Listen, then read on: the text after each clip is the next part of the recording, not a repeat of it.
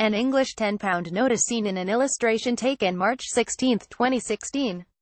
REUTERSPhil NobleIllustra London Reuters. The pound steadied on Monday, falling back from a 4-week high against the euro as bets that upbeat data this week would put the Bank of England on track for a rate rise by year-end were offset by concerns over Britain's exit from the European Union.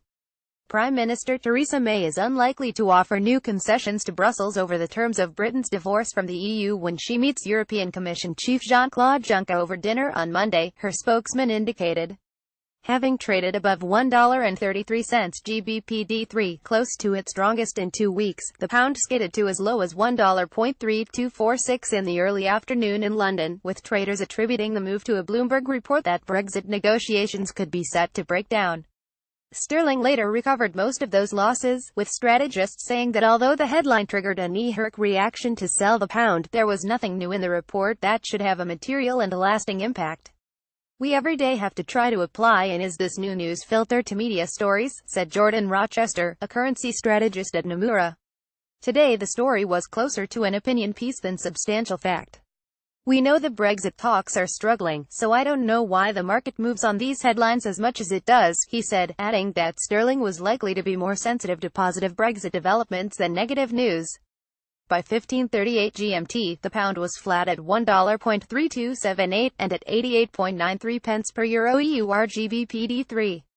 Sterling recorded its strongest week in 4 against the dollar in volatile trade last week, with the currency subject to big price swings on apparently conflicting reports on Brexit negotiations.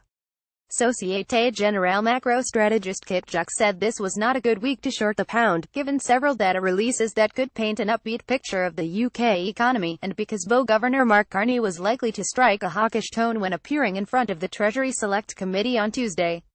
Data on Friday showed speculators trimmed their long positions on the pound, bets that it would rise in the week to last Tuesday.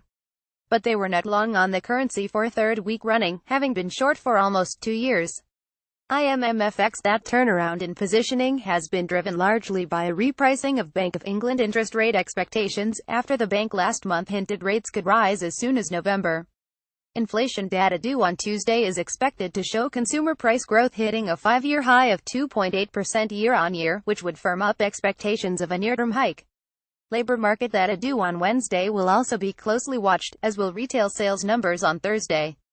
Editing by John Stone Street and Dale Hudson.